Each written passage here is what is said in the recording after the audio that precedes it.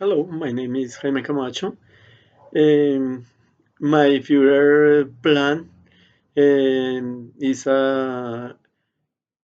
next to and proposed in the future years.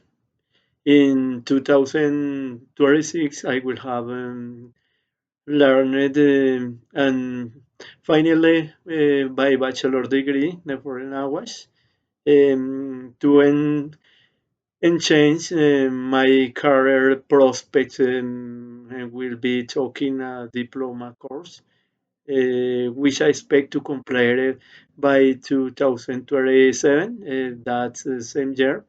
I will be starting my professional journey in education sector, most likely teaching foreign language at the School or Language Institute by in university in national open and distance by 2030.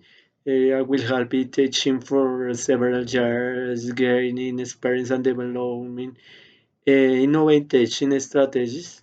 Even though I will demanding. I plan to start a master's degree working as value for future education is essential for career growth.